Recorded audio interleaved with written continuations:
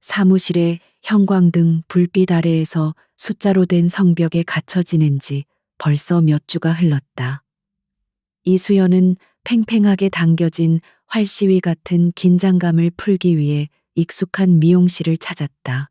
부드러운 가위질 소리, 은은한 샴푸 향기, 그리고 나른한 대화 소리가 뒤섞인 공간은 그녀에게 유일하게 허락된 도피처와도 같았다. 그녀는 눈을 감고 의자에 몸을 기댔다. 머리카락을 부드럽게 매만지는 손길을 느끼며 잠시나마 회계 감사 보고서와 기업의 비자금 흐름 그리고 그 뒤에 숨겨진 인간의 탐욕을 잊으려 했었다. 창밖은 어느새 짙은 먹구름으로 뒤덮여 있었다. 후드득 떨어지기 시작한 빗방울은 금세 장대비로 변해 세상을 온통 회색으로 물들였다. 미용실 안의 사람들은 약속이라도 한 듯 창밖을 바라보며 혀를 찼지만 그 소란마저도 수연에게는 평화로운 배경음악처럼 들렸다. 그녀의 세계는 언제나 승패가 명확하고 한치의 오차도 용납되지 않는 전쟁터였다. 그곳에서는 진실을 파헤치기 위해 다른 이의 거짓을 증명해야만 했고 모든 관계는 결국 이해타산으로 귀결되었다. 그때였다. 미용실 전체에 불이 두어 번 깜빡이더니 퓨즈가 끊어지는 소리와 함께 모든 것이 깊은 어둠 속으로 가라앉았다. 사람들의 나지막한 탄성과 함께 가위질 소리도 드라이어의 윙윙거리는 소음도 모두 멈췄다. 오직 창문을 세차게 두드리는 빗소리만이 공간을 가득 채웠다. 정적은 생각보다 무거웠고 어둠은 사람들에게서 익숙한 표정과 역할을 지워버렸다. 잠시 후 원장님의 당황한 목소리가 들려왔고 곧 양초를 찾아보겠다며 분주하게 움직이는 소리가 이어졌다. 수연은 오히려 이 갑작스러운 어둠이 편안하게 느껴졌다. 아무것도 보이지 않으니 아무것도 생각하지 않아도 될 것만 같았다. 그녀는 의자에 더 깊이 몸을 묻었다.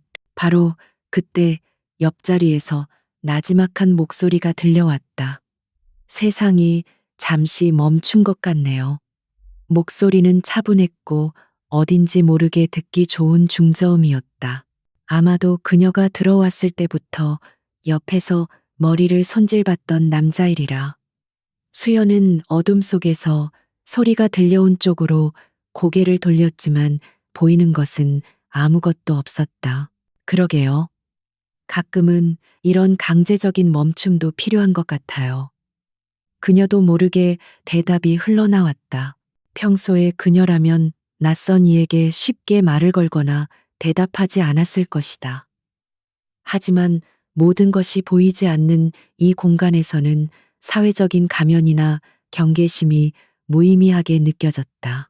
목소리의 주인은 그녀의 대답에 잠시 침묵하더니 이내 작은 웃음소리와 함께 말을 이었다. 맞아요. 멈추고 싶어도 멈출 수 없는 것들이 너무 많죠.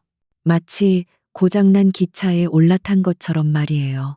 그의 비유는 수연의 마음을 정확히 관통했다. 그녀의 삶이야말로 한번 올라타면 절대 중간에 내릴 수 없는 고장난 급행 열차와 같았다. 그녀는 자신도 모르게 그의 이야기에 귀를 기울였다. 그 기차는 어디로 향하고 있다고 생각하세요? 수연의 질문은 다소 철학적이었지만 어둠 속에서는 그런 질문들이 오히려 자연스럽게 느껴졌다. 남자는 잠시 생각에 잠긴 듯 했다. 창밖에서 번개가 번쩍이며 순간적으로 미용실 내부의 실루엣들을 비췄지만 그의 얼굴은 여전히 어둠에 가려져 있었다. 아마도 종착역은 정해져 있겠죠. 부모님이 혹은 세상이 정해놓은 그런 곳 말이에요. 하지만 가끔은 그저 창밖의 풍경을 보고 싶을 때가 있어요. 기차가 어디로 가든 상관없이 그냥 스쳐 지나가는 이름 모를 들꽃이나 작은 시골 간이역 같은 것들을요. 그의 목소리에는 희미한 그리움과 체념이 섞여 있었다. 수연은 그의 말 속에서 자신과 비슷한 어떤 동질감을 느꼈다. 최고의 회계법인에서 가장 유능한 감사팀장으로 인정받는 그녀였지만 정작 그녀 자신이 진정으로 원하는 것이 무엇인지는 까맣게 잊고 산지 오래였다. 들꽃이나 간이역이라 좋은데요. 저는 아마 그런 풍경들을 놓치고 산지 꽤 오래된 것 같네요. 제 기차는 창문이 없는 모양이에요. 수연의 목소리에도 씁쓸한 자조가 묻어났다. 두 사람 사이에는 잠시 편안한 침묵이 흘렀다. 빗소리는 점점 더 거세졌고 미용실 안은 희미한 촛불 몇 개가 전부였지만 더 이상 아무도 불평하지 않았다. 그들은 보이지 않는 상대방의 목소리에 집중하며 마치 오래된 친구처럼 서로의 깊은 속내를 털어놓기 시작했다. 그는 자신을 얽매는 거대한 이름과 기대에 대해 이야기했고, 그녀는 숫자의 냉정함 뒤에 숨겨진 사람들의 눈물과 고통에 대해 이야기했다. 그들은 서로의 직업이나 나이 이름을 묻지 않았다. 어둠은 그들에게 완벽한 익명성을 선물했고, 그 덕분에 그들은 어떤 편견도 없이 서로의 영혼을 마주 볼 수 있었다. 그의 목소리는 따뜻했고, 그녀의 목소리는 명료했다. 서로 다른 세계에 살고 있는 듯한 두 사람이었지만 그들의 이야기는 신기할 정도로 닮아 있었다. 수연은 시간이 얼마나 흘렀는지도 잊은 채 그의 이야기에 빠져들었다. 그는 예술에 대해 이야기했고 빛과 그림자가 만들어내는 아름다움에 대해 말했다. 그의 이야기는 수연이 평소에 접하던 딱딱하고 논리적인 세계와는 전혀 다른 것이었다. 하지만 이상하게도 그의 말들은 그녀의 마음에 깊은 울림을 주었다. 마치 잊고 있던 감성의 샘을 다시 발견한 듯한 기분이었다. 그녀는 그가 어떤 사람일지 궁금해졌다. 아마도 자유로운 영혼을 가진 예술가일지도 모른다고 생각했다.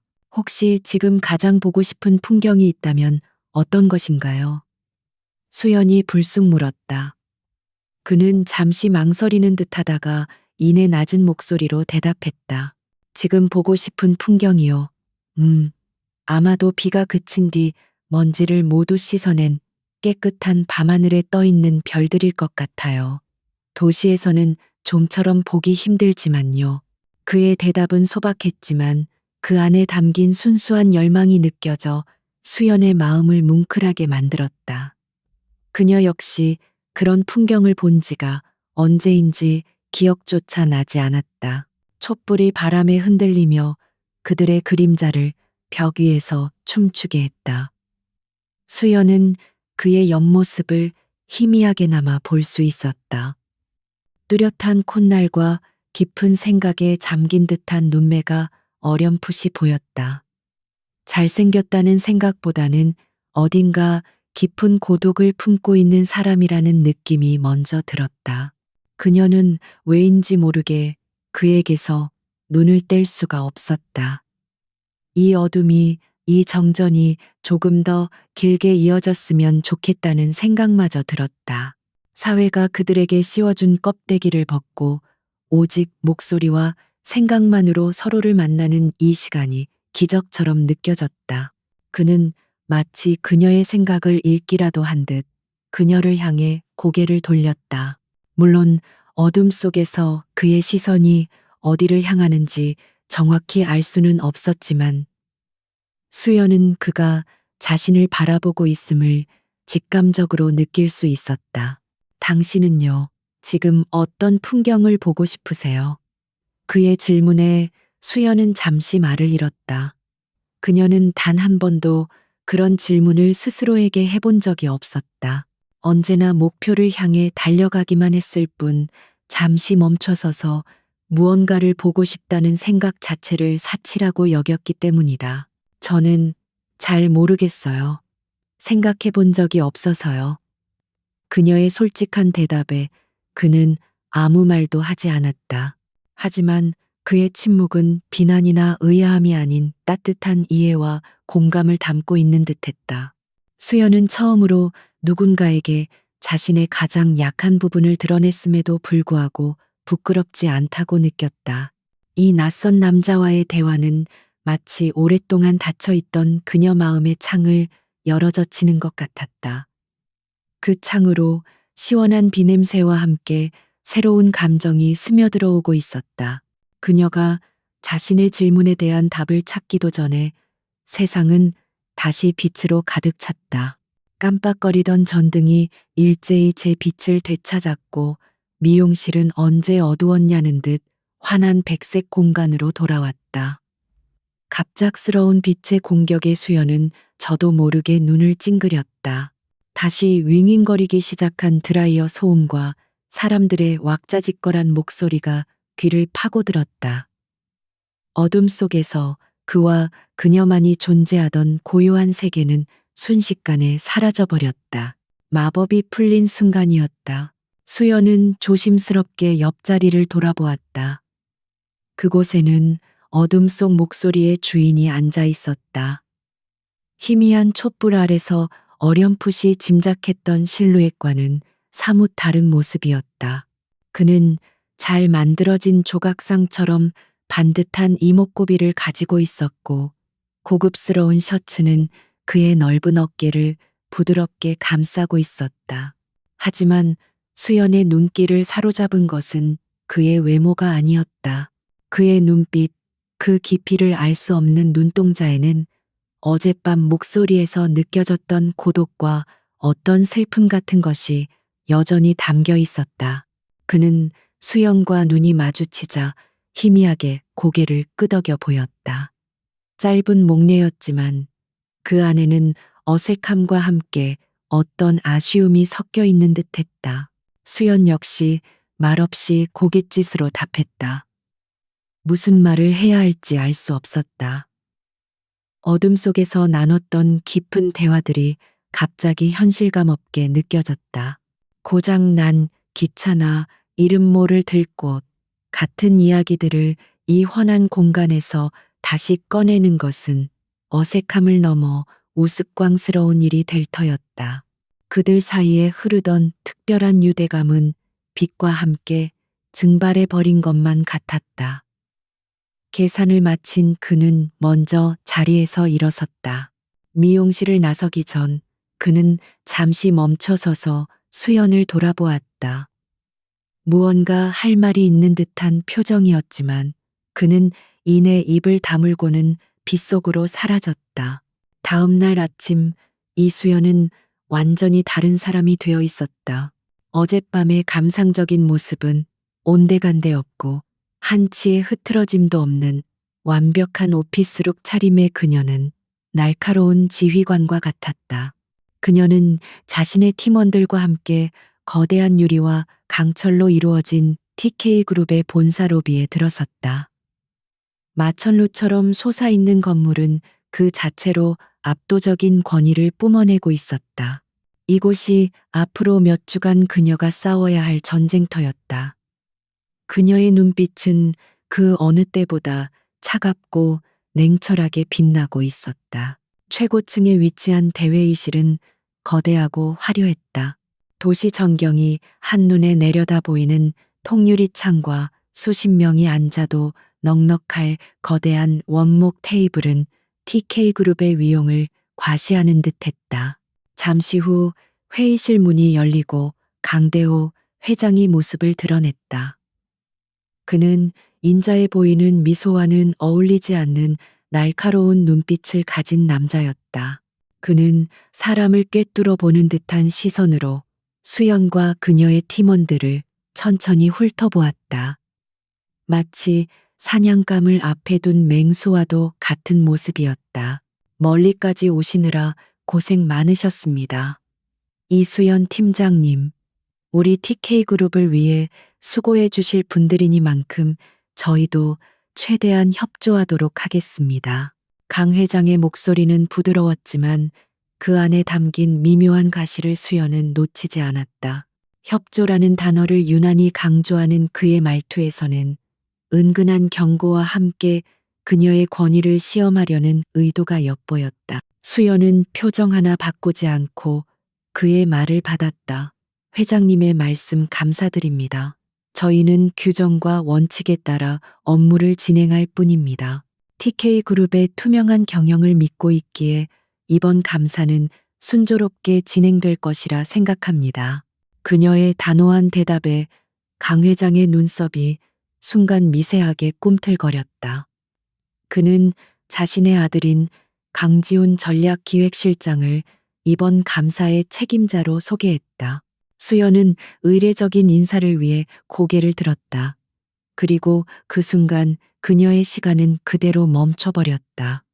강대호 회장의 옆에 서서 그녀를 바라보고 있는 남자.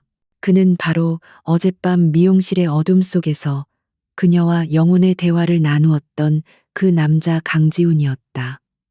그의 얼굴에도 당혹감과 믿을 수 없다는 표정이 스쳐 지나갔다. 수연의 머릿속이 하얗게 비어버렸다. 어젯밤의 대화들이 파편처럼 떠올랐다. 세상이 정해놓은 종착역을 향해 달리는 고장난 기차. 그 기차의 주인이 바로 눈앞의 TK그룹이었고 그 기차에 올라탄 사람은 다름 아닌 그의 아들이었다. 그가 말했던 거대한 이름과 기대감의 무게가 이제야 선명하게 실체로 다가왔다. 이것은 과연 우연일까? 아니면 그녀에게 접근하기 위한 치밀하게 계산된 연극이었을까? 수연의 심장이 차갑게 식어내렸다. 그녀는 수많은 기업들의 비리와 속임수를 파헤쳐 왔지만 이런 식으로 허를 찔린 것은 처음이었다. 강지훈 역시 마찬가지로 충격에 휩싸여 있었다. 어둠 속에서 들었던 맑고 강단 있는 목소리의 주인, 창문 없는 기차에 갇혀 있는 것 같다던 여자. 그녀가 바로 아버지가 입버릇처럼 말하던 TK그룹을 집어삼키려는 독사 같은 회계사 이수연이었다는 사실을 그는 도저히 받아들일 수 없었다. 어젯밤 느꼈던 순수한 교감과 끌림이 한순간의 의심과 경계심으로 변질되었다. 그는 자신들을 지켜보는 아버지의 차가운 시선을 느끼며 간신히 표정을 관리했다. 강대호 회장은 두 사람 사이에 흐르는 미묘한 기류를 놓치지 않았다. 그의 입가에 흥미롭다는 듯 희미한 미소가 떠올랐다. 아, 두 분이 혹시 아는 사이인가? 분위기가 예사롭지 않군. 그의 농담처럼 던진 말에 회의실의 공기는 더욱 무겁게 가라앉았다. 수연은 곧바로 자신의 감정을 추슬렀다. 그녀는 프로였다. 아닙니다, 회장님. 처음 뵙는 분입니다. 강지훈 실장님, 앞으로 잘 부탁드립니다. 그녀는 일부러 더 딱딱하고 사무적인 말투로 말하며 지훈을 향해 손을 내밀었다. 지훈은 잠시 망설이다가 그녀의 손을 맞잡았다. 차갑고 작은 그녀의 손에서 어젯밤의 따뜻함은 조금도 느껴지지 않았다. 그의 손 역시 마찬가지였다. 짧은 악수가 끝나고 회의는 공식적으로 시작되었다. 수연은 준비해온 자료를 바탕으로 이번 감사의 범위와 절차에 대해 브리핑하기 시작했다.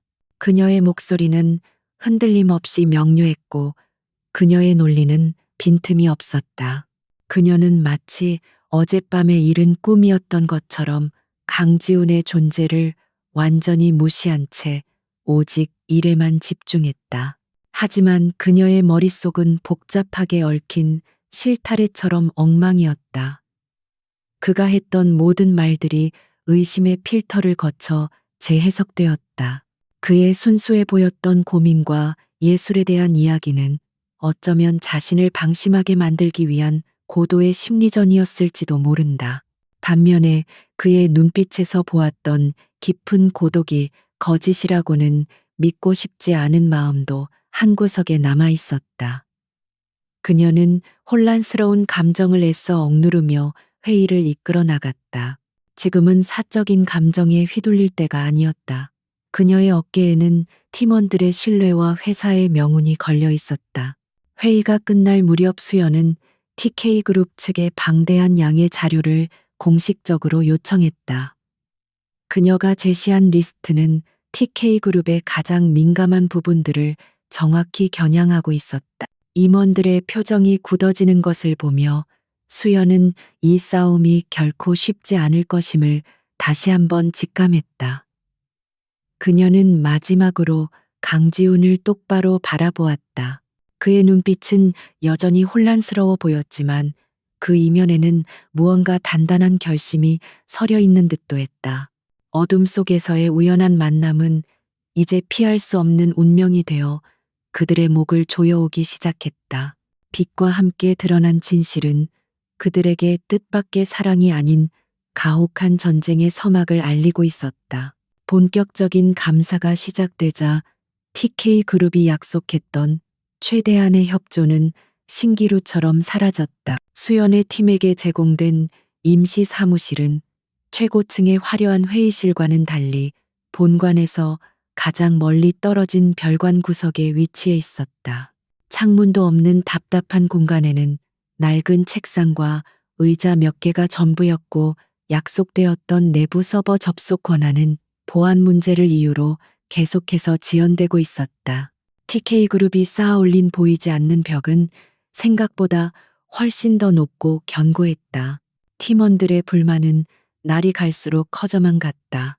요청한 재무 자료들은 항상 몇 박자씩 늦게 도착했고 그나마 도착한 자료들은 핵심적인 부분이 교묘하게 누락되거나 일부러 뒤죽박죽 섞여 있어 해독하는 데만 며칠이 걸렸다. 핵심 부서의 책임자들과의 인터뷰 요청은 언제나 중요한 외부 미팅이나 긴급한 출장이라는 비서들의 정중하지만 단호한 거절에 부딪혔다. 그것은 명백한 비협조였지만 증거를 남기지 않는 교활한 방식의 방해 공작이었다. 강대호 회장은 자신의 집무실에서 보고를 받으며 만족스러운 미소를 지었다. 그의 앞에는 수십 년간 그의 충실한 오른팔 역할을 해온 윤 전무가 서 있었다. 아주 잘하고 있네. 저런 애송이들은 처음부터 길을 꺾어놔야 해. 서류 더미 속에 파묻혀서 제풀에 지치게 만들어. 진짜 중요한 장부는 절대 저들 손에 넘어가선 안 돼. 강 회장에게 이수연은 그저 잠시 거쳐가는 성가신 파리떼 정도에 불과했다. 그는 돈과 권력으로 해결하지 못할 일은 없다고 믿었고 젊고 야심만만한 여성 감사팀장 따위는 그의 상대가 되지 않는다고 확신했다. 하지만 이수연은 그의 예상처럼 쉽게 지치거나 포기하는 인물이 아니었다. 그녀는 팀원들을 모아놓고 침착하게 말했다. 그들이 우리를 시험하고 있습니다. 감정적으로 대응하면 그들의 함정에 빠지는 겁니다. 정면 돌파가 어렵다면 우회해서 성벽의 가장 약한 부분을 공략해야 합니다. 그녀는 팀원들을 다독이며 새로운 전략을 제시했다. 본류가 아닌 지류, 즉 TK그룹의 수많은 계열사 중 가장 눈에 띄지 않는 작은 자회사들의 회계장부부터 역으로 추적해 나가기로 한 것이다. 그것은 훨씬 더 많은 시간과 노력이 필요한 일이었지만 거대한 성을 무너뜨리기 위해서는 작은 벽돌 하나부터 빼내야 했다. 강지훈은 이 모든 상황을 괴로운 심정으로 지켜보고 있었다. 그는 매일 아침 감사팀의 동향을 보고받았고 아버지의 지시가 어떻게 실행되고 있는지 속속들이 알 수 있었다. 그는 아버지가 주재하는 임원회의에 참석해야만 했다. 그곳에서 임원들은 이수연 팀을 조롱하며 그들의 무능함을 비웃었고 아버지는 그런 분위기를 즐기는 듯 보였다.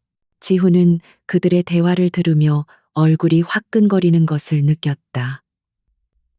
어둠 속에서 만났던 창문 없는 기차에 갇힌 것 같다던 그녀의 고백이 그의 양심을 날카롭게 찔러왔다. 어느 날 오후 그는 복도에서 우연히 이수연과 마주쳤다. 그녀는 두꺼운 서류 파일을 양팔 가득 안고 있었고 며칠 밤을 샌 듯 얼굴이 조금 수척해 보였다. 하지만 그녀의 눈빛은 여전히 지치지 않은 불꽃처럼 타오르고 있었다. 강지훈 실장님, 그녀가 먼저 그를 불렀다. 목소리는 지극히 사무적이었다. 재무팀장님과의 인터뷰 일정을 다시 한번 조율해 주실 수 있겠습니까?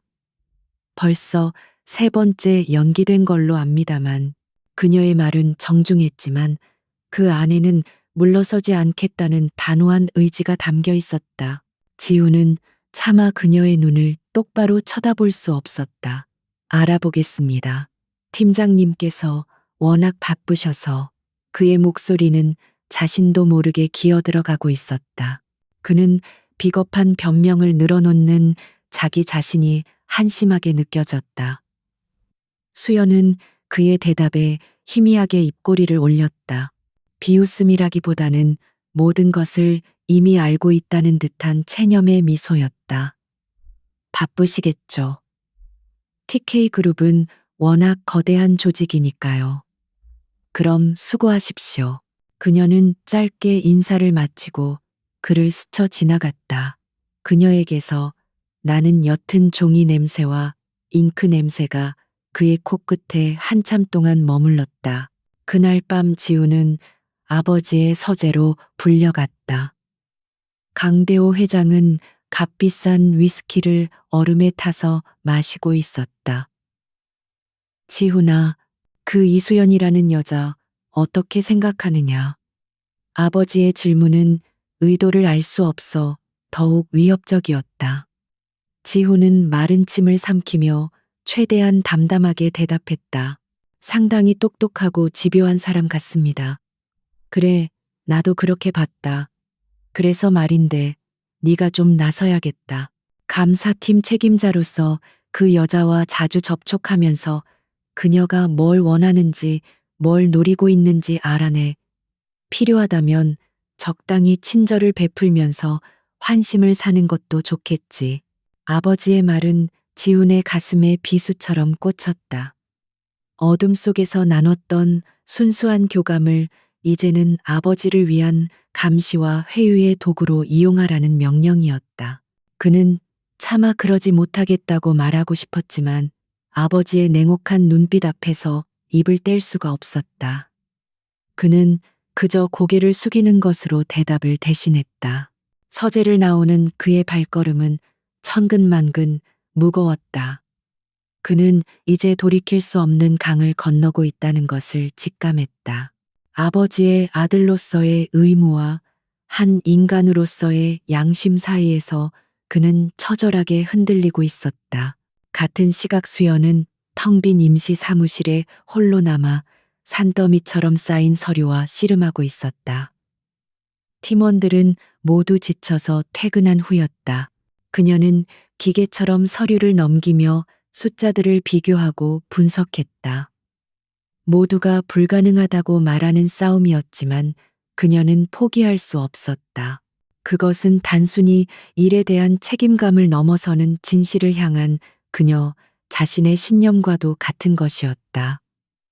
바로 그때 그녀의 눈이 한 서류에 꽂혔다. TK그룹의 수많은 자회사 중 하나인 거의 존재감도 없는 작은 물류회사의 해외 지사 경비 처리 내역이었다. 다른 모든 것이 완벽하게 처리된 장부 속에서 유독 그 부분만이 아주 미세하게 숫자가 맞지 않았다. 너무나 사소해서 누구도 신경 쓰지 않았을 법한 작은 오차였다. 하지만 수연의 직감은 그 작은 불일치가 거대한 빙산의 일각임을 경고하고 있었다. 그녀의 눈이 날카롭게 빛나기 시작했다. 드디어 성벽의 첫 번째 균열을 발견한 것이다. 작은 불일치는 거대한 어둠 속에 숨겨진 진실로 향하는 신락 같은 빛이었다. 이수연은 밤을 새워가며 그 작은 숫자의 오류가 어디에서 시작되었는지 추적했다. 그녀의 손가락은 수백 장의 서류 위를 춤추듯 오갔고 그녀의 눈은 매처럼 날카롭게 숫자들의 흐름을 좇았다. 먼지 쌓인 창고에서 발견한 낡은 보물지도 조각처럼 그 작은 오류는 TK그룹이라는 거대한 제국에 감춰진 지점 하나를 가리키고 있었다. 그녀는 지치기는커녕 오히려 심장이 뛰는 것을 느꼈다. 이것이 바로 그녀가 이 일을 하는 이유였다. 다음 날 아침 수연은 피곤에 지친 팀원들을 소집했다. 그녀는 모두의 앞에 문제의 서류를 펼쳐 보이며 말했다. 오늘부터 우리는 TK 로지스틱스 해외 지사에 모든 역량을 집중할 겁니다. 그녀의 선언에 팀원들의 얼굴에는 의아함이 스쳤다. 그룹 전체의 매출의 1%도 기여하지 못하는 이름뿐인 자회사에 집중하자는 그녀의 결정은 언뜻 보기에 비효율적인 시간 낭비처럼 보였다. 하지만 수연은 흔들리지 않았다. 거대한 댐을 무너뜨리는 것은 거대한 폭탄이 아니라 눈에 보이지 않는 작은 균열입니다. 저는 그 균열을 발견했습니다. 그녀의 확신에 찬 목소리의 팀원들은 더 이상 이 일을 제기하지 않았다. 그들은 이수연이라는 지휘관의 판단력을 믿었다. 팀은 일사불란하게 움직이기 시작했다. TK그룹 본사에 민감한 자료를 요청했을 때와는 달리 변방의 작은 자회사에 대한 자료 요청은 의외로 순조롭게 이루어졌다. TK그룹의 핵심 임원들은 그곳에서 무언가 중요한 단서가 나올 것이라고는 상상조차 하지 못했기 때문이다. 그들의 방심과 오만이 바로 수연이 노리는 가장 큰 허점이었다. 자료들이 하나둘 모이자 수연의 가설은 점차 확신으로 변해갔다. TK 로지스틱스 해외 지사는 유령 회사나 다름없었다. 서류상으로는 존재했지만 실제 운송 실적은 거의 전무했고 대부분의 매출은 실체가 불분명한 컨설팅 수수료나 서비스 용역비로 채워져 있었다. 수많은 가짜 송장과 허위 계약서들이 조잡하게 얽혀 있었다. 각각의 금액은 눈에 띄지 않을 만큼 소액이었지만 그것들이 수년간 쌓이고 모여 거대한 비자금의 저수지를 이루고 있었다. 그 돈은 다시 여러 단계의 세탁 과정을 거쳐 누군가의 주머니 속으로 흘러 들어가고 있었다. 수연은 곧바로 TK 로지스틱스의 대표를 소환했다. 대표는 강대호 회장의 먼 친척뻘 되는 인물로 능력보다는 충성심으로 그 자리에 앉아 있는 허수아비에 불과했다. 수연은 서류들을 그의 앞에 펼쳐놓고 아무런 감정도 씻지 않은 목소리로 질문을 던지기 시작했다. 그녀는 그를 비난하거나 추궁하지 않았다. 그저 사실 관계를 확인하듯 서류에 나타난 모순점들을 하나씩 차분하게 짚어나갔을 뿐이다. 하지만 그녀의 평온한 태도는 오히려 상대방의 숨통을 더욱 강하게 조여왔다. 대표의 이마에서는 식은땀이 비오듯 흘러내렸다. 그는 횡설수설하며 제대로 된 답변을 내놓지 못했다. 그의 눈동자는 불안하게 흔들렸고 그는 계속해서 마른 입술을 혀로 핥았다. 그의 서툰 거짓말과 어설픈 변명은 수연에게 모든 것이 사실이라는 확신을 심어주었다. 그녀는 더 이상 질문할 필요가 없다는 것을 깨달았다. 그녀는 조용히 자리에서 일어나며 말했다. 오늘 협조에 감사드립니다. 추가로 필요한 자료가 있으면 다시 연락드리겠습니다. 그녀의 마지막 말은 그에게 사형 선고처럼 들렸을 것이다. 이 소식은 즉시 강대호 회장의 귀에 들어갔다. 자신의 집무실에서 보고를 받은 그의 얼굴은 분노로 시뻘게 달아올랐다. 그는 손에 들고 있던 크리스털 잔을 벽난로에 집어던져 박살냈다. 감히 하찮은 계집애 하나가 내 뒤통수를 쳐 그의 핏발 선 눈에는 살기마저 감돌았다. 그는 이수연이라는 존재를 너무나 얕잡아 보았던 자신의 어리석음을 저주했다. 그는 즉시 윤 전무를 호출했다. 지금부터 수단과 방법을 가리지 마. 저 여자가 더 이상 파고들지 못하게 만들어. 무슨 수를 써서라도 막아야 해. 강대호 회장의 분노는 강지훈에게도 향했다. 그는 아들을 자신의 사무실로 불러 세워놓고 맹렬하게 질책했다. 넌 도대체 뭘 하고 있었던 거냐? 그 여자 하나 제대로 감시 못해서 이 사달을 만들어. 지훈은 아버지의 분노 앞에서 아무 말도 할 수 없었다. 그는 이수연의 능력이 이 정도일 줄은 상상도 못했다. 한편으로는 그녀의 집요함과 날카로움에 감탄하면서도 다른 한편으로는 회사가 처한 위기감에 심장이 무겁게 내려앉았다. 그는 이제 자신이 어떤 선택을 해야 하는지조차 알 수 없었다. 그날 이후 감사팀을 향한 압박은 이전과는 차원이 달라졌다. 그것은 더 이상 소극적인 비협조가 아니었다. 노골적이고 물리적인 방해, 공작이 시작되었다. 감사팀의 막내 직원이 퇴근길에 괴한에게 서류 가방을 날치기 당했고 그 안에는 TK 로지스틱스 관련 자료 원본이 들어 있었다. 사무실의 인터넷은 하루에도 몇 번씩 끊기기 일쑤였고 팀원 중 한 명의 노트북은 정체불명의 바이러스에 감염되어 모든 파일이 삭제되는 일까지 벌어졌다. 상황은 점점 더 험악해지고 있었다. 팀원들은 보이지 않는 위협에 불안감을 느끼기 시작했다. 수연은 이 모든 것이 TK그룹의 수장 강대호 회장의 지시라는 것을 알고 있었다. 그는 이제 그녀를 단순한 회계사가 아닌 자신의 왕국을 위협하는 적으로 간주하기 시작한 것이다. 어느 날 밤 늦게까지 사무실에 남아있던 수연의 개인 휴대폰으로 발신자 표시 제한 전화가 걸려왔다. 그녀가 전화를 받자 수화기 너머에서는 아무런 소리도 들리지 않고 누군가의 거친 숨소리만이 섬뜩하게 울려 퍼졌다. 그녀는 말없이 전화를 끊었다. 단순한 기업 감사는 이제 위험한 싸움으로 변질되고 있었다. 하지만 이수연의 눈빛은 두려움이 아닌 차가운 투지로 더욱 이글거렸다. 강지우는 더 이상 방관자로 남아있을 수 없었다. 이수연 팀을 향한 아버지의 압박이 비열한 공작을 넘어 범죄의 영역으로 치닫고 있음을 알게 되자 그의 내면에서는 무언가가 무너져 내렸다. 그는 어둠 속에서 들었던 그녀의 맑은 목소리를 기억했다. 창문 없는 기차에 갇힌 채 이름 모를 들꽃을 보고 싶어 하던 그녀의 쓸쓸한 고백이 귓가에 맴돌았다. 아버지가 만든 견고한 성벽 안에서 자신은 아버지가 휘두르는 채찍의 일부가 되어 그녀를 겨누고 있었다.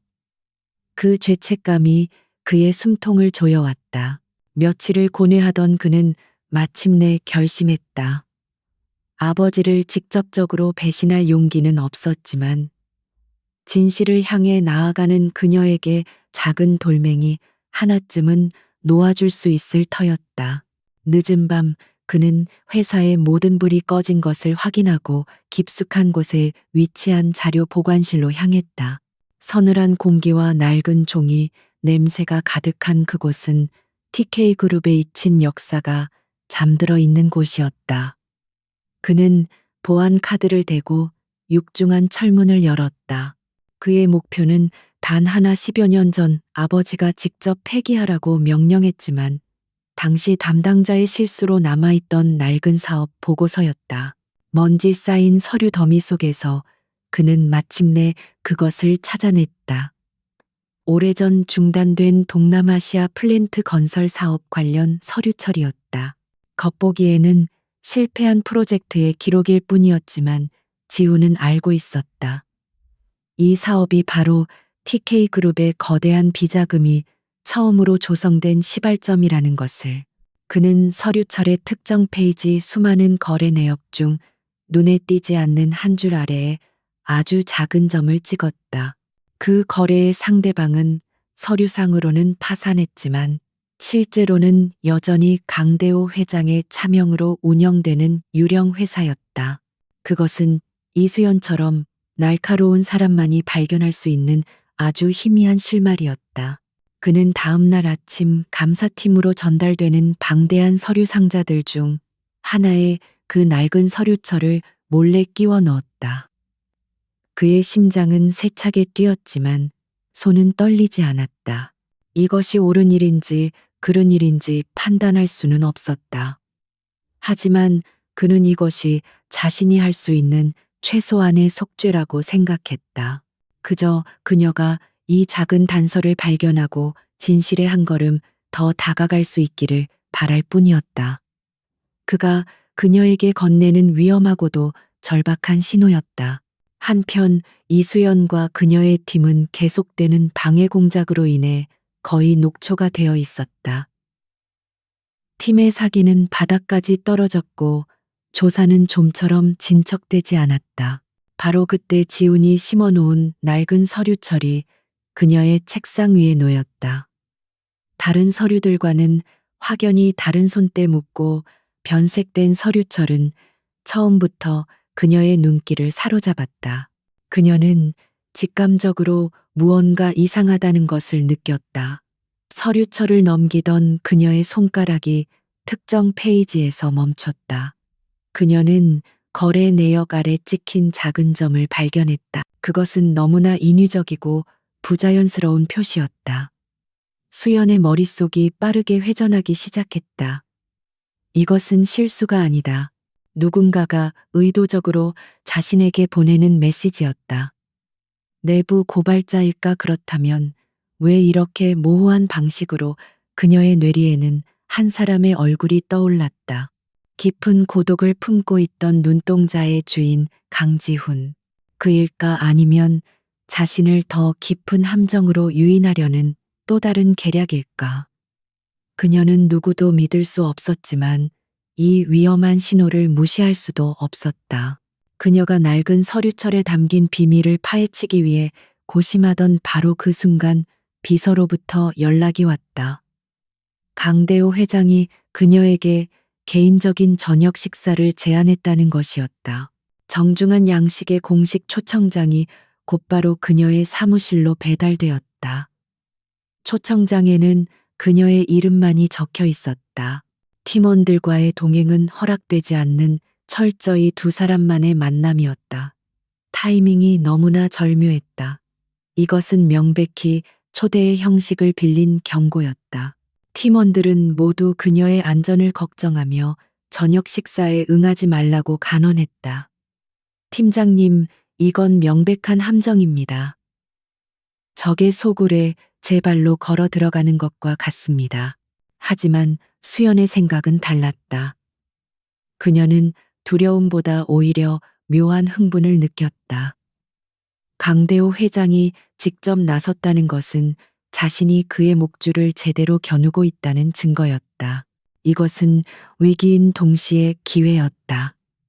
그의 생각과 의도를 직접 파악하고 어쩌면 그의 약점을 발견할 수도 있는 절호의 기회. 그녀는 언제나 위험을 정면으로 돌파하는 쪽을 택해왔다. 그녀는 비서를 통해 강대호 회장의 저녁 초대에 기꺼이 응하겠다는 답변을 보냈다. 그녀의 결정에 사무실 안에는 무거운 침묵이 흘렀다. 팀원들은 그녀의 대담함에 혀를 내둘렀지만 그들의 눈에는 걱정이 가득했다. 수연은 흔들리지 않았다. 그녀는 자신의 책상으로 돌아와 두 개의 물건을 나란히 내려놓았다. 한 손에는 내부에 누군가가 보낸 비밀스러운 실마리가 담긴 낡은 서류철을 다른, 한 손에는 적의 수장이 보낸 화려하지만 위협적인 초청장을 들고 있었다. 강씨 부자가 그녀에게 던진 상반된 두 개의 메시지였다. 하나는 은밀한 도움의 손길이었고 다른 하나는 노골적인 선전포고였다. 그녀는 이제 이 위험한 게임의 판 위로 직접 올라서야만 했다. 강대호 회장이 선택한 저녁 식사 장소는 일반인들의 접근이 철저히 통제되는 고급 한정식 레스토랑의 별채였다. 수려한 정원과 고풍스러운 목조 건물은 평화로워 보였지만 그곳을 감싸고 있는 적막감은 오히려 위압적이었다. 마치 잘 짜인 연극 무대에 홀로 선 배우가 된 듯한 기분이었다.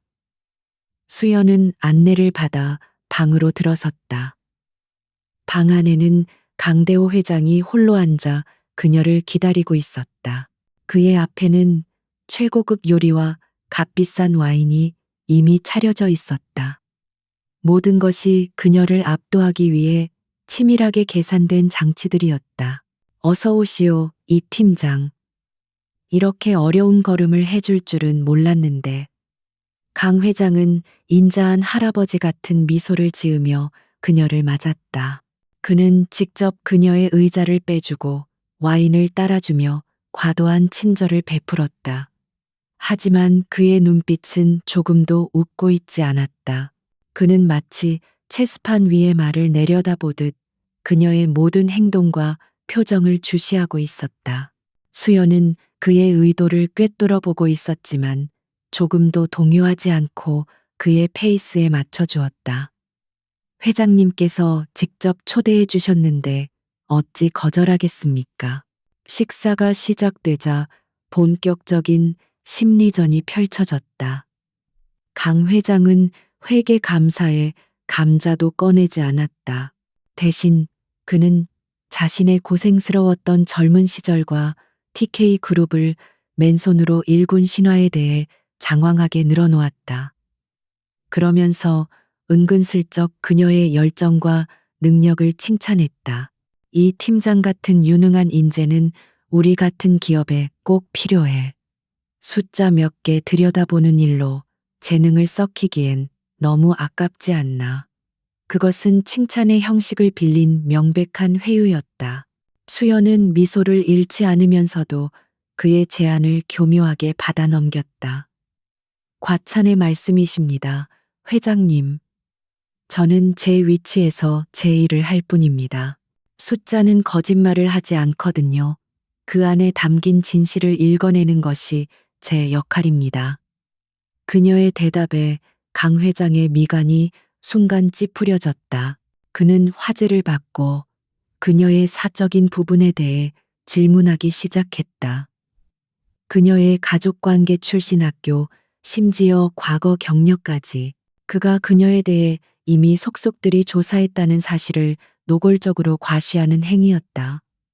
명백한 협박이었다. 부모님께서 아주 자랑스러워 하시겠어. 이렇게 예쁘고 똑똑한 딸을 뒀으니. 그런데 이 바닥이 워낙 험해서 말이야. 너무 앞서 나가다 보면 발을 헛디딜 수도 있는 법이지. 젊은 나이에 모든 걸 잃게 되면 너무 억울하지 않겠어. 그의 목소리는 여전히 부드러웠지만 그 안에 담긴 내용은 칼날처럼 서늘했다. 수연은 잠시 와인잔을 내려놓고 그의 눈을 똑바로 쳐다보았다. 걱정 감사합니다, 회장님. 하지만 저는 발을 헛디딜 만큼 어리석지 않습니다. 그리고 제 일 때문에 제 가족이 위협받는 일은 더더욱 없어야 할 겁니다. 그녀의 차갑고 단호한 태도에 마침내 강 회장의 인자한 가면이 벗겨지기 시작했다. 그는 더 이상 돌려 말하지 않았다. 이쯤에서 그만두는 게 어때? 이 팀장이 원하는 게 돈이라면 상상하는 것 이상을 챙겨줄 수 있어. 자리라도 원한다면 TK그룹의 최연소 임원 자리도 만들어줄 수 있지. 하지만 내 제안을 거절하고 계속해서 내 심기를 건드린다면 그땐 나도 더 이상 신사적으로 행동할 수 없어. 마침내 그가 본색을 드러낸 순간이었다. 수연은 기다렸다는 듯이 자리에서 일어났다. 저녁 식사 감사했습니다. 하지만 회장님의 제안은 받을 수 없겠군요. 제 양심은 돈으로 살 수 있는 것이 아니라서요. 그럼 감사 결과 보고 때 다시 뵙겠습니다. 그녀는 미련 없이 방을 나섰다. 등 뒤로 강 회장의 분노의 찬 숨소리가 들리는 듯했다. 별채를 빠져나와 서늘한 밤 공기를 마시자 그제야 긴장이 조금 풀리는 것을 느꼈다. 그때 정원 한쪽에 어두운 그림자 속에서 한 인형이 나타났다. 강지훈이었다. 그는 초조한 얼굴로 그녀에게 다가왔다. 괜찮으십니까? 그의 목소리는 걱정으로 가득 차 있었다. 그는 아버지가 그녀를 불렀다는 소식을 듣고 도저히 가만히 있을 수가 없어 이곳에서 그녀를 기다리고 있었던 것이다. 수연은 그를 복잡한 눈빛으로 바라보았다. 그의 걱정이 진심이라는 것은 알 수 있었다. 하지만 그는 동시에 그녀가 싸워야 할 적의 아들이었다. 그녀는 더 이상 감정을 숨기지 않고 그에게 직접적으로 물었다. 그 낡은 서류철 당신이 보낸 건가요? 그녀의 돌직구 질문에 지훈은 당황한 듯 시선을 피했다. 그는 긍정도 부정도 하지 않았다. 그 침묵이 바로 긍정의 대답이었다. 제 아버지는 한 번 목표로 삼은 것은 절대 놓치는 분이 아닙니다. 수단과 방법을 가리지 않아요. 제발 조심하십시오. 그의 말에 수연은 실소했다. 조심하라고요.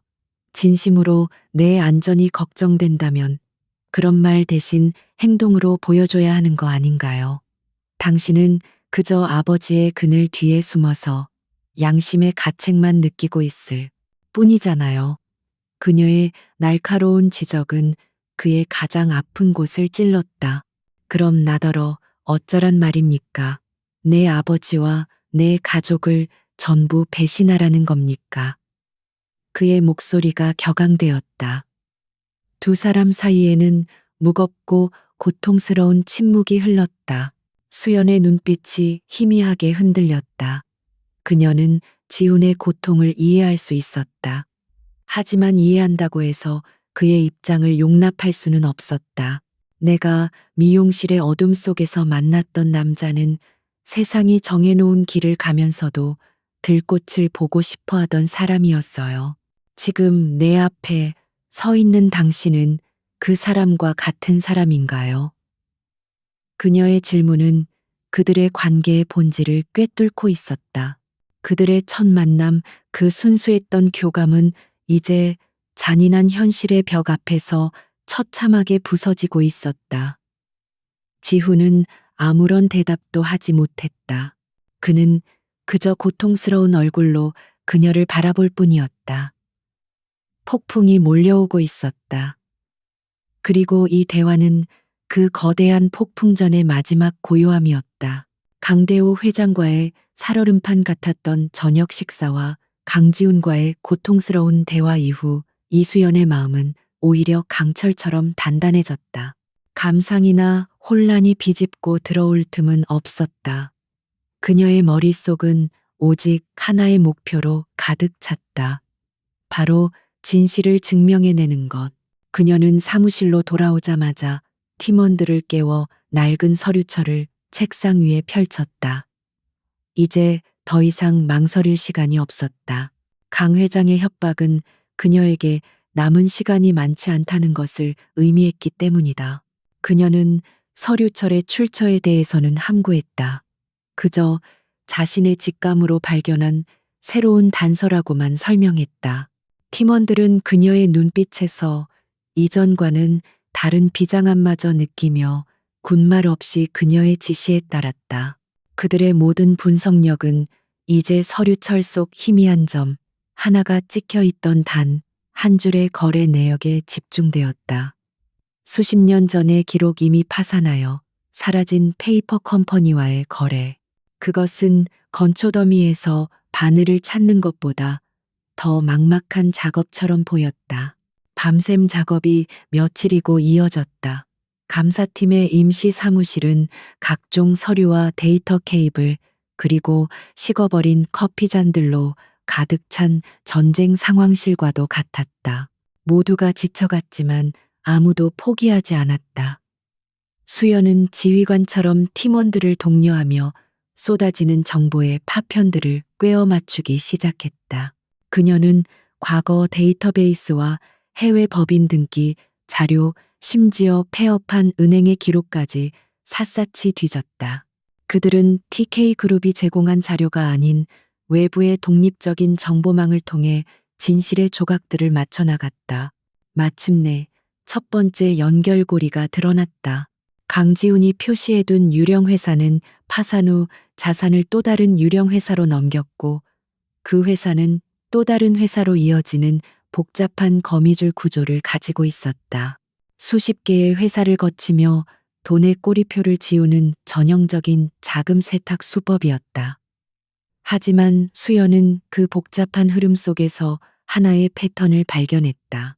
모든 유령 회사의 설립과 청산을 담당한 로펌이 동일했고 자금이 최종적으로 흘러들어가는 곳이 조세 피난처에 위치한 특정 은행의 비밀 계좌라는 점이었다. 그것은 강대호 회장만의 서명과도 같은 방식이었다.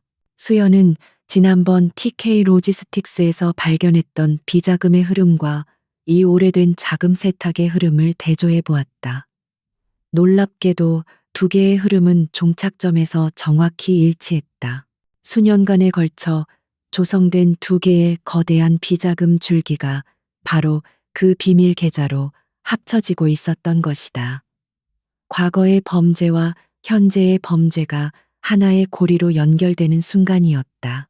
이제 남은 것은 그 비밀 계좌의 실소유주가 강대호 회장이라는 것을 증명하는 것뿐이었다. 결정적인 증거는 의외의 곳에서 터져나왔다. 막내 팀원 하나가 밤샘 추적 끝에 그 비밀 계좌에서 거액의 자금이 다시 제3의 법인으로 송금된 내역을 발견한 것이다. 그 법인은 바로 강대호 회장의 일가가 운영하는 공익재단이었다. 그리고 그 거액의 자금 이체 전표에는 두 개의 서명이 남아 있었다. 하나는 강 회장의 충실한 신복인 윤 전무의 서명이었고, 다른 하나는 최종 결제를 의미하는 암호화된 코드였다. 수연은 온몸에 소름이 돋는 것을 느꼈다. 그녀는 과거 다른 감사건에서 TK그룹의 내부 결제 시스템을 분석했던 기억을 떠올렸다.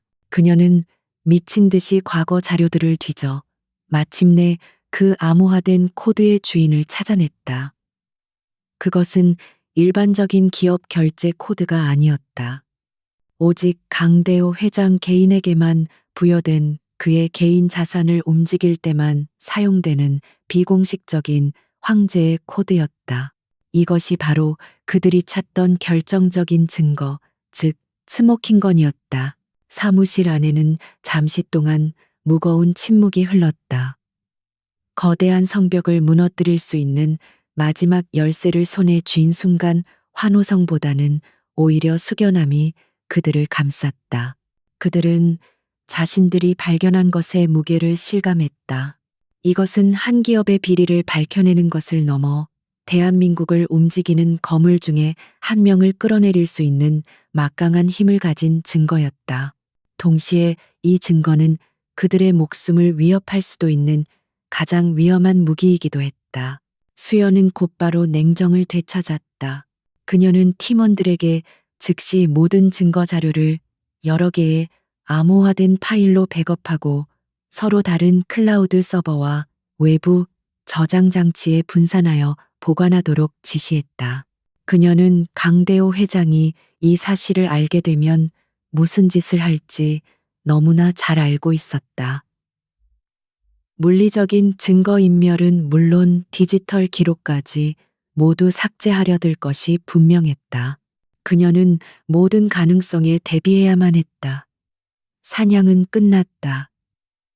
이제부터는 모든 것을 건 전쟁의 시작이었다. 수연은 윤 전무의 서명과 강대호 회장의 코드가 선명하게 찍힌 마지막 증거 서류를 손에 쥐었다. 창밖으로 보이는 거대한 TK그룹의 본사 건물이 칠흑 같은 어둠 속에서 괴물처럼 고요하게 서 있었다.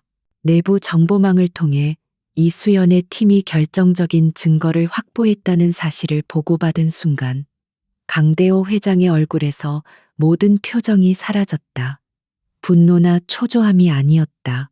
모든 것이 끝났음을 직감한 맹수의 섬뜩한 고요함이었다.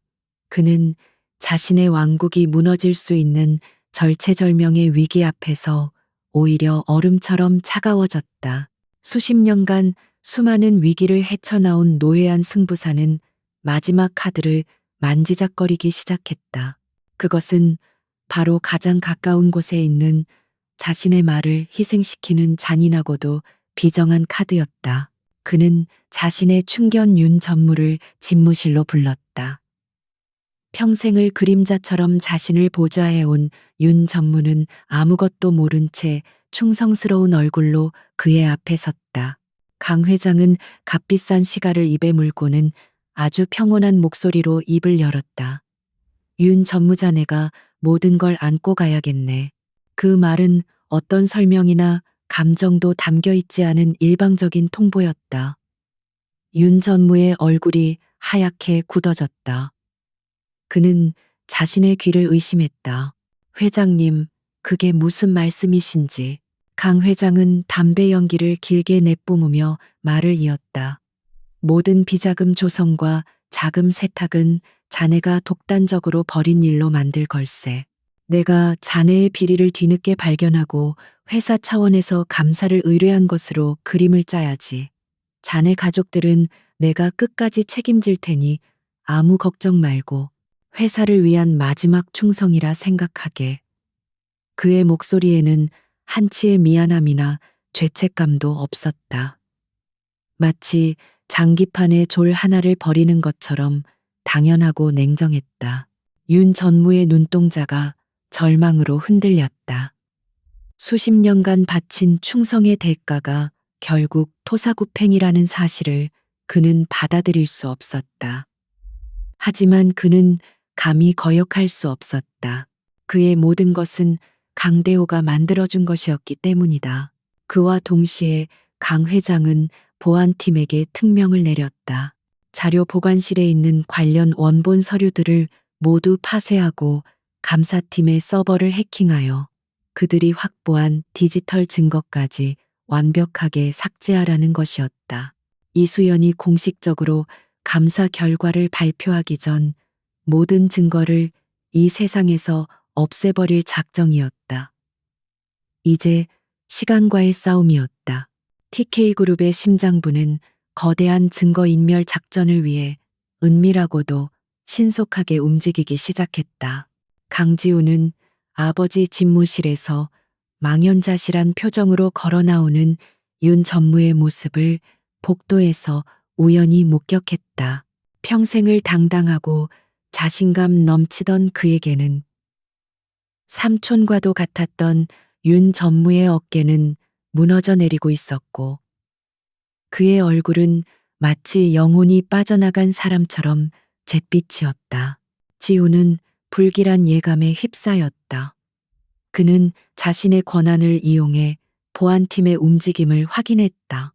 심야 시간에 자료 보관실에 대한 최고 등급의 접근 권한이 열렸고 외부 사이버 보안팀이 비밀리에 회사로 들어오고 있었다.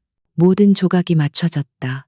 아버지가 윤 전무를 희생양으로 삼고 모든 증거를 없애려 한다는 것을 직감했다. 지훈의 온몸에서 피가 차갑게 식는 것 같았다. 그는 자신의 사무실로 돌아와 문을 잠갔다. 어둠 속에서 그는 홀로 고통스러운 선택의 기로에 섰다.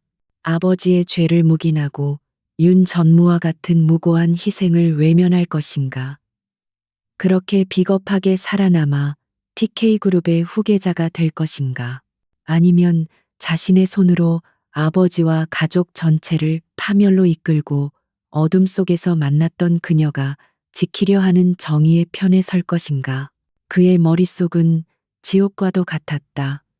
어린 시절 유일하게 자신을 따뜻하게 안아주었던 아버지의 모습이 떠올랐다. 하지만 그 기억은 곧 수많은 사람들을 짓밟고 일어선 냉혹한 기업가의 얼굴로 변해갔다. 그는 이수연의 얼굴을 떠올렸다. 진실을 위해 자신의 모든 것을 걸고 싸우는 그녀의 모습. 어둠 속에서 들었던 그녀의 목소리는 단순한 끌림이 아니라 그가 잊고 살았던 양심의 목소리였음을 그는 깨달았다. 아버지를 지키는 것은 가족에 대한 의리가 아니었다. 그것은 괴물의 범죄를 돕는 공범이 되는 길일 뿐이었다. 오랜 고뇌 끝에 그는 마침내 결정을 내렸다. 그의 눈빛은 더 이상 흔들리지 않았다. 슬픔과 결의가 뒤섞인 이전과는 전혀 다른 단단한 눈빛이었다. 그는 자신의 컴퓨터를 켰다. 아버지가 윤 전무에게 죄를 뒤집어 씌우기 위해 조작을 지시했던 내부 이메일과 통화 기록 내역, 그는 그것들을 몰래 백업해 두었던 파일을 찾아냈다. 아버지가 아버지를 단죄할 수 있는 또 다른 결정적인 증거였다. 그는 그 파일을 안전한 외부 서버로 전송했다. 그리고는 떨리는 손으로 전화기를 들었다.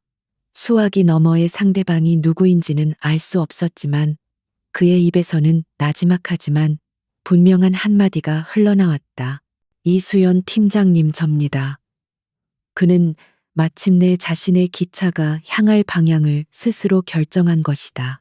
강지훈의 전화는 폭풍의 눈처럼 고요했지만 그 안에는 모든 것을 뒤엎을 힘이 담겨 있었다. 그는 낮은 목소리로 아버지의 계획을 모두 털어놓았다. 윤 전무를 희생양으로 삼으려는 계략, 그리고 지금 이 순간에도 진행되고 있을 증거 인멸 시도까지. 그는 수연에게 시간이 없다고 말했다. 모든 증거가 사라지기 전에 날이 밝는 대로 긴급 이사회를 소집하여 모든 것을 걸고 승부수를 띄워야 한다고. 그의 목소리는 더 이상 망설임으로 흔들리지 않았다. 그는 자신의 운명을 결정했고 이제 그녀와 함께 싸울 준비가 되어 있었다. 수연은 그의 전화를 끊자마자 비상체제에 돌입했다. 그녀의 팀은 TK그룹의 사이버 공격이 시작되었음을 감지하고 방화벽을 강화하며 필사적으로 서버를 방어했다. 동시에 수연은 법무팀을 통해 자신이 가진 권한을 총동원하여 그룹의 존폐를 위협하는 중대한 재무적 위험 발견을 사유로 긴급 이사회 소집을 공식적으로 요청했다. TK그룹의 이사들은 한밤중에 갑작스러운 소집 통보에 당황했지만 사안의 중대성 때문에 거부할 수 없었다. 거대한 제국의 운명을 결정할 마지막 날이 밝아오고 있었다. 다음 날 아침 TK그룹의 대회의실에는 얼음장 같은 긴장감이 감돌았다. 이사들은 불만과 의심이 가득한 얼굴로 자리를 지키고 있었다. 테이블 상석에 앉은 강대호 회장은 오히려 평소보다 더 여유롭고 자신감 넘치는 모습이었다. 그는 모든 증거가 처리되었다고 믿고 있었고 이수연이 아무런 무기 없이 마지막 발악을 하러 온 것이라 생각했다. 그는 오늘 이 자리에서 그녀를 완전히 매장시켜버릴 작정이었다. 강지훈은 아버지의 옆자리에 창백한 얼굴로 앉아 있었다. 그의 표정에서는 아무런 감정도 읽을 수 없었다. 이사회가 시작되고 발언권을 얻은 수연은 준비한 자료를 스크린에 띄우며 발표를 시작했다. 그녀의 목소리는 흔들림 없이 차분했고 그녀의 논리는 바늘 하나 들어갈 틈 없이 완벽했다. 그녀는 TK 로지스틱스의 작은 균열에서 시작하여 수십 개의 유령 회사를 거치는 거대한 자금 세탁의 흐름, 그리고 마침내 강대호 회장의 개인 코드와 연결되는 결정적인 증거까지 모든 것을 순서대로 제시했다. 이사들의 표정이 점차 심각하게 굳어지기 시작했다. 하지만 강대호 회장은 태연했다. 그는 수연의 발표가 끝나자마자 박장대소하며 자리에서 일어났다. 여러분, 정말 대단한 소설 아닙니까? 젊은 회계사 한 명의 공명심이 이렇게나 무섭습니다. 그는 모든 것을 이수연의 망상으로 치부하며 미리 준비해온 반박 자료를 제시했다. 그 자료들은 윤 전무가 모든 범죄를 저질렀다고 지목하고 있었다. 교묘하게 조작된 서류들은 마치 윤 전무가 오랫동안 회사를 속여온 파렴치한 배신자처럼 보이게 만들었다. 저는 저의 오랜 신복에게 배신당한 피해자일 뿐입니다. 저 여자는 그 약점을 파고들어 TK그룹 전체를 집어삼키려는 것입니다. 강 회장의 연기는 너무나 완벽해서 이사들은 다시 동요하기 시작했다. 외부 감사인의 주장보다는 수십 년간 그룹을 이끌어온 회장의 말을 더 신뢰하는 분위기였다. 수연은 위기에 몰렸다. 그녀가 가진 증거만으로는 강 회장이 직접 지시했다는 것을 완벽하게 증명하기에는 한 끗이 부족했다. 강 회장은 승리를 직감하고 회심의 미소를 지으며 이사회를 종결시키려 했다. 이 문제는 회사 내부에서 조용히 처리하겠습니다. 그리고 회사에 막대한 혼란을 초래한 이수연 팀장에 대해서는 바로 그 순간이었다. 침묵을 지키고 있던 강지훈이 나지막이 입을 열었다. 아버지, 이제 그만하십시오. 회의실의 모든 소음이 거짓말처럼 멎었다. 모든 시선이 그에게로 쏠렸다. 강 회장은 믿을 수 없다는 표정으로 아들을 돌아보았다. 지훈은 자리에서 일어나 떨리지 않는 목소리로 말을 이었다. 여러분이 보고 계신 윤 전무님의 혐의는 모두 조작된 것입니다. 아버지는 자신의 죄를 덮기 위해 가장 충성스러웠던 분에게 모든 것을 뒤집어 씌우려 했습니다. 그리고 그는 자신의 개인 단말기를 회의실의 메인 스크린과 연결했다.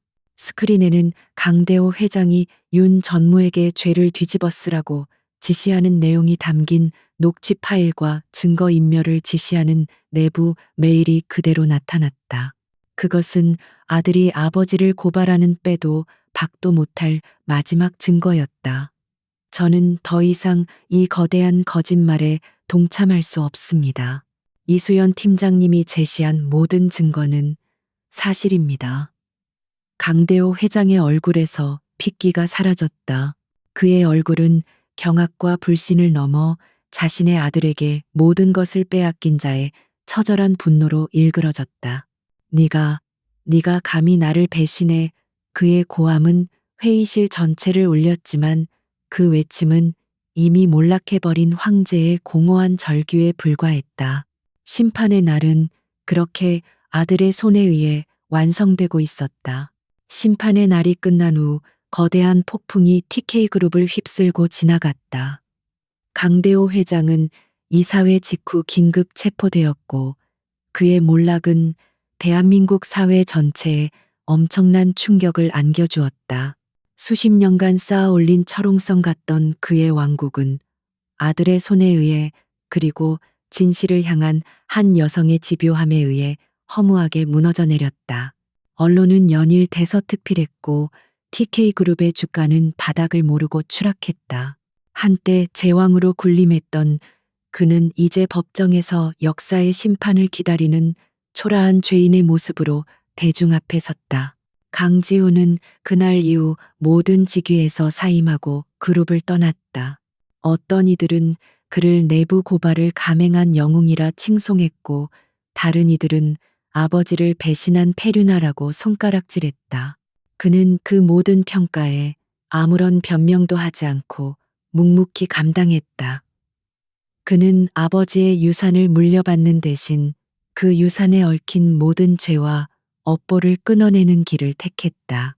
그것이 그가 할 수 있는 유일한 속죄이자 새로운 삶을 시작하기 위한 자기 자신과의 약속이었다. 텅 빈 그의 손에는 아무것도 남지 않았지만 그의 마음은 역설적이게도 아주 오랜만에 평온을 되찾았다. 이수연과 그녀의 팀은 업계의 찬사를 받았다. 불가능해 보였던 거대 권력과의 싸움에서 승리한 그들은 정의와 원칙의 상징이 되었다. 그녀는 TK그룹의 최종 감사 보고서를 제출하는 것을 마지막으로 모든 임무를 마쳤다. 그녀는 다시 새로운 사건 파일이 쌓여 있는 자신의 책상으로 돌아갔지만 무언가 변해 있었다. 그녀는 더 이상 숫자 속에서 진실만을 좇는 냉정한 기계가 아니었다. 그녀는 그 숫자 뒤에 숨겨진 사람들의 고통과 눈물, 그리고 한 남자의 고뇌에 찬 선택을 보았다. 그녀의 마음속에 오랫동안 닫혀있던 창문이 열린 듯했다. 몇 달의 시간이 흐르고 세상을 떠들썩하게 했던 TK그룹 스캔들도 점차 사람들의 기억 속에서 옅어질 무렵이었다. 이수연은 모든 것이 시작되었던 그 미용실을 다시 찾았다. 복잡했던 마음을 정리하고 일상으로 돌아가기 위한 그녀만의 의식과도 같은 것이었다. 여전히 나른하고 평화로운 공간, 부드러운 가위질 소리와 샴푸 향기가 그녀를 맞았다. 그녀는 익숙한 의자에 몸을 기댔다. 모든 것이 제자리로 돌아온 것 같았지만 또한 모든 것이 예전 같지 않다는 것을 그녀는 알고 있었다. 그때 거울을 통해 문을 열고 들어오는 한 남자의 모습이 보였다. 강지훈이었다. 이전보다 조금 수척해졌지만 그의 얼굴에서는 전에 없던 평온함과 자유로움이 느껴졌다. 그는 마치 약속이라도 한 듯 그녀의 옆자리에 와서 앉았다. 두 사람 사이에는 어색한 침묵이 흘렀지만 그 침묵은 더 이상 불편하지 않았다. 수많은 폭풍우를 함께 겪어낸 두 사람만이 공유할 수 있는 어떤 깊은 이해가 그들 사이에 흐르고 있었다. 먼저 입을 연 것은 지훈이었다. 잘 지냈습니까? 그의 목소리는 예전처럼 낮고 차분했다. 네, 강지훈 씨도요. 수연은 거울에 비친 그의 모습을 보며 대답했다. 그들은 마치 아무 일도 없었던 것처럼 하지만 모든 것을 알고 있는 사람들처럼 그렇게 대화를 시작했다. 그는 아버지의 재판 결과에 대해 담담하게 이야기했고 자신은 작은 작업실을 얻어 다시 그림을 시작했다는 소식을 전했다. 그의 목소리에는 마침내 자신이 있어야 할 곳을 찾은 사람의 안도감이 묻어났다. 수연은 조용히 그의 이야기를 들어주었다. 그녀는 그에게 어둠 속에서 그가 했던 질문을 기억하냐고 물었다. 지금 가장 보고 싶은 풍경이 무엇이냐는 질문. 그는 희미하게 미소 지으며 고개를 끄덕였다. 이제는 저도 대답할 수 있을 것 같아요.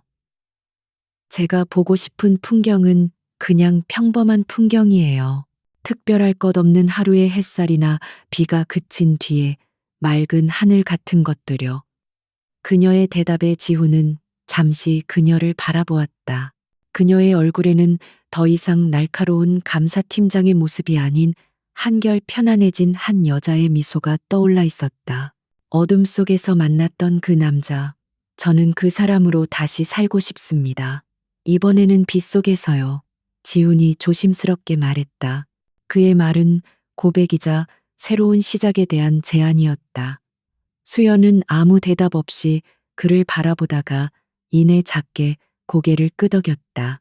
그들의 관계는 어둠 속의 우연으로 시작되었고 진실이라는 가혹한 현실 속에서 시험받았다. 이제 모든 것이 끝난 빛 속에서 그들은 비로소 아무런 가면도 거짓도 없이 서로를 마주볼 수 있게 된 것이다. 머리 손질이 끝나고 그들은 나란히 미용실을 나섰다.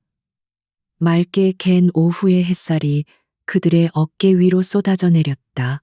혹시 시간 괜찮으면 커피라도 한잔 할래요.